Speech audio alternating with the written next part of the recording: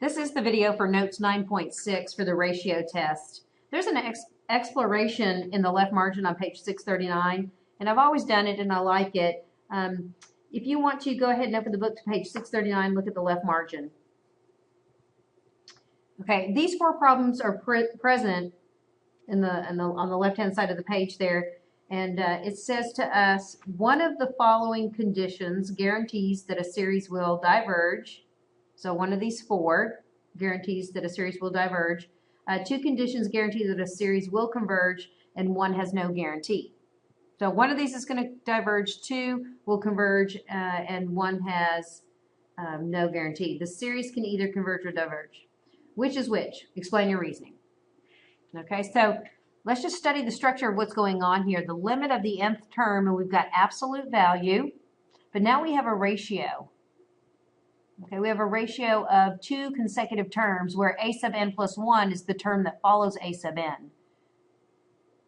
So if we think about what's happening, if you have a series and you've generated a bunch of terms and these are two consecutive terms where this term follows this term and I divide, okay, this is saying that the limit of that quotient is going to 0. Okay, well, let's look at this limit. Two consecutive terms, you're dividing. And the limit as n goes to infinity, just meaning you're far out in the series of consecutive terms. Okay, that limit is a half, and then we have 1, and then we have 2. Well, okay, well, which one of the following conditions guarantees that a series will diverge? Well, I think it all kind of makes sense in our brain that if we take two consecutive terms and we divide the later term with the previous term, and we get a quotient of 2, well, the terms aren't getting any smaller. So I'm going to say that this one guarantees divergence.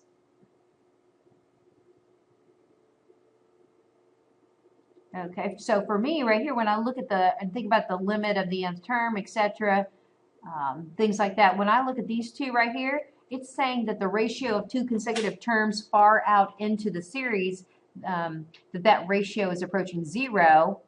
So that just indicates that your terms are getting quite small. I would say that these two are the convergent ones. I would say these two situations right here contributes to the series converging. And then right here, this is just saying that if you consider two consecutive terms, that when you divide them, you're going to get 1. Well, that's kind of inconclusive. We really don't know. You know, if the quotient is approaching 1 of two consecutive terms, we really have no idea if the sum of the series is going to converge or diverge. Okay. All right, and this is kind of the exploration that's going to help us with the notes that are on the front. All right, let's look at the condition here. We have a series with non-zero terms. Non-zero terms. Doesn't say anything about positive or negative. It just says that we can't have any 0 terms. Okay. All right, 3 conditions here. The series converges absolutely if the limit of the ratio is less than 1.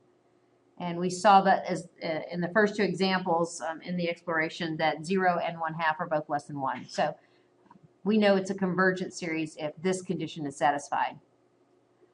Okay, if we find the ratio of 2 consecutive terms and that value is more than 1 or it goes to infinity, then we know the series is going to diverge. Okay, it just means the terms are getting larger and larger, and when you sum them, you're not leveling off. And the ratio test is inconclusive if we end up with a 1 as a ratio. So let's see how we would take a series and decide to use the ratio test and see how it works.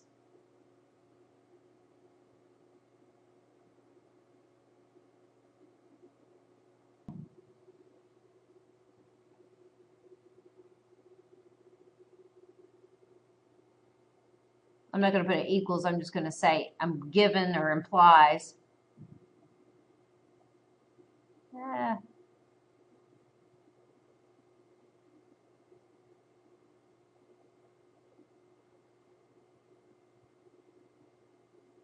Okay, now I'm going to put an equal.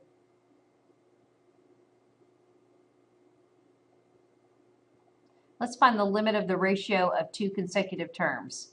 See what the answer is so that we can use the the ratio test, the 3 given conditions to decide if a series converges, diverges, or is inconclusive. Okay.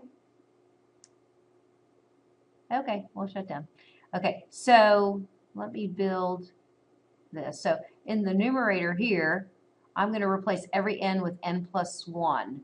So I'm actually going to have a fraction in my numerator, 2 raised to the n plus 1, all over n plus 1 factorial. Okay, and I'm going to divide that by the nth term, which is actually just this expression right here, 2 to the n over n factorial. Okay, if we happen to have any negative values, the absolute value given in this test is going to make it positive. Okay, so I'm going to wrap it down here. I need to find the limit, but I need to clean this up first before I plug in an infinity. I'll just keep the absolute value throughout the problem. I'm going to multiply by the reciprocal. This one's kind of tedious with the algebra. I think that was an n plus 1 factorial. Hope it disappeared on me. Times n factorial over, it is disappearing, 2 to the n. And it appears I needed the limit in front of this as n goes to infinity.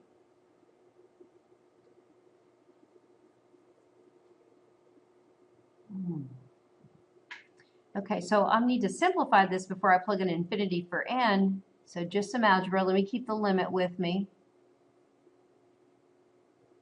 Try and write smaller. Okay, noticing right here, I can use some properties. This is 2 to the n times 2 to the first. Okay, times n factorial over 2 to the n. And I'm purposely avoiding this right now. Okay, I am going to be able to reach across here and cancel and then plug in the infinity, but I need to talk about what's happening here. Okay, this is what's kind of strange for students.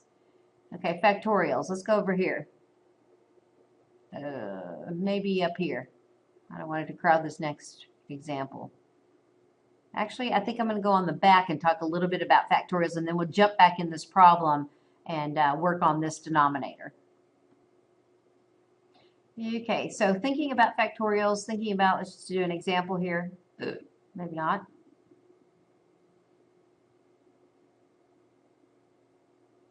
I'm still trying to get used to this whole software program. Maybe it'll work now. Okay, let's consider 5 factorial. We know that that's 5 times 4 times 3 times etc. 2, 1. Okay. Okay. Another way to write that is to say that this is 5 times 4 factorial. Okay, so I'm pulling out, just the 5 and leaving it to be multiplied by 4 factorial. You could say it's 5 times 4 times 3 factorial to continue the pattern. It's just convenient for you and whatever you want to be able to do. Okay, so let's think about this for a second. N factorial. Well, n factorial, if n is 5, that's going to be n times n minus 1 times n minus 2 times n minus 3. Okay, all the way down until I get to 1. I don't know when that is, but this is an expression that represents that. Okay, so what if I had n plus 1 factorial? So maybe this is 6. Okay, so how do we expand that without the factorials? We say, well, it's n plus 1, and then we just keep reducing by 1, times n minus 1, n minus 2, etc. So it's just whatever's convenient for us in the problem. So let me go back into the problem.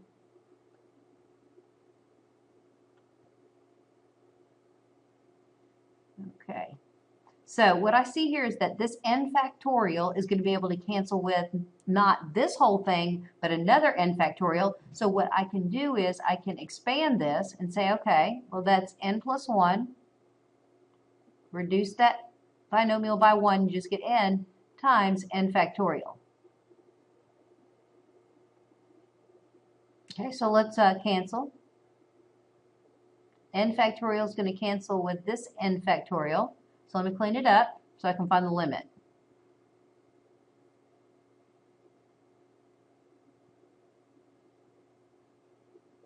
We have a 2 on top and an n plus 1 on bottom. All right, as you plug in, now it's okay to plug in infinity here. You're going to get 2 over a super large number, so your answer is 0. So the ratio of those later terms is going to 0. That tells us that the series is going to converge. And it's going to converge what we say absolutely, but we don't have to worry about that at this point. We just say that the ratio test tells us that this series converges.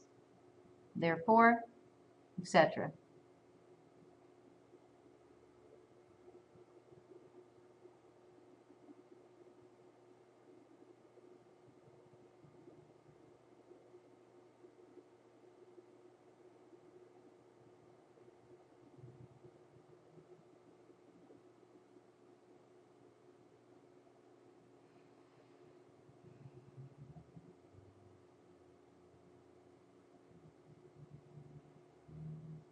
Okay?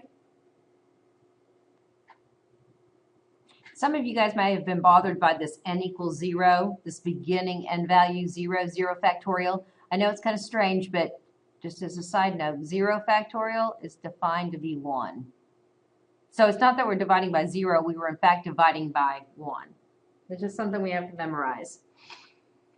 Okay, so let's look at this one right here. Okay, how do we know we have to do the ratio test? Well, it almost looks geometric, but this n squared throws it off.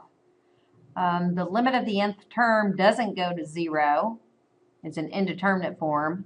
I guess I could do L'Hopital's rule, but that's not looking real friendly with the product rule. I can't easily integrate this, so the integral test is out. Direct comparison, there's no way I'm comparing that to anything. It's not an alternating series. That test is out. Usually when you have exponents, factorials, things like that, that kind of identifies that series as one that you might want to test using the ratio test.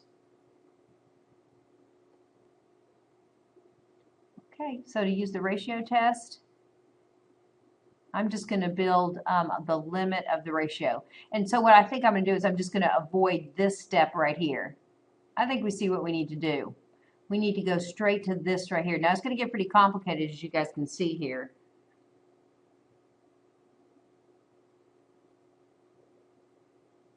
So hopefully everything will stay put and not disappear on me.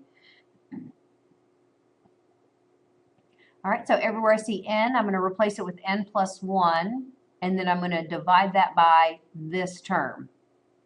Well, I'm going to try and avoid this step right here and go straight to the multiplication of the reciprocal. So first thing I'm going to do is replace every n with n plus 1. Oh. Okay, if n becomes n plus 1, then I have to add another 1. This is going to be n plus 2.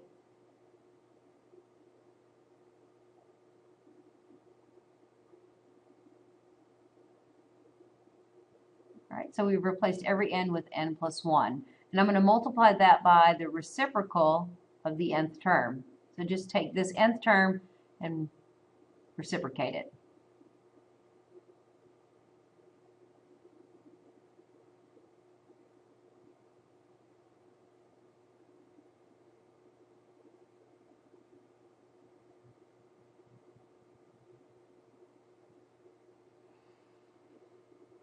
Okay, we can do a little cleanup here. We see now what happened earlier, that this can be rewritten as 2 to the n times 2 squared.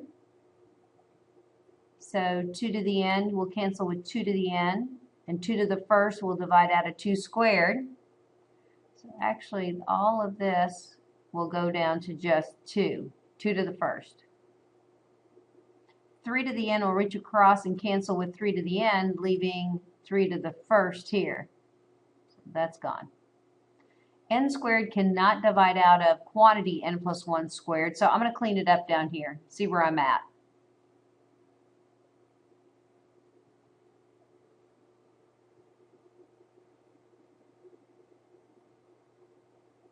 Looks like I still have a 2 here, so I'm going to put that in front. Looks like I have a 3 in the denominator, or 3n squared. All right, can I find the limit? Well, certainly I can plug in infinity and get the indeterminate form infinity over infinity. So what do I do from there? Well, I can use L'Hopital's rule, or I can think about n behavior. If you were to expand the numerator, you're going to get 2n squared as the leading term.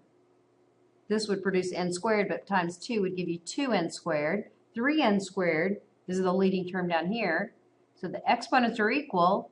So by comparing the exponents of rational functions, okay, we can see that our limit is going to be 2/3. Okay, and I probably should have on this previous one, and I'll go back and do it, okay, just for us, shown that 2/3 is the ratio that's less than 1. So that satisfies condition 1 up above. So, and this is 0, which is also a value less than 1. So therefore, the series converges.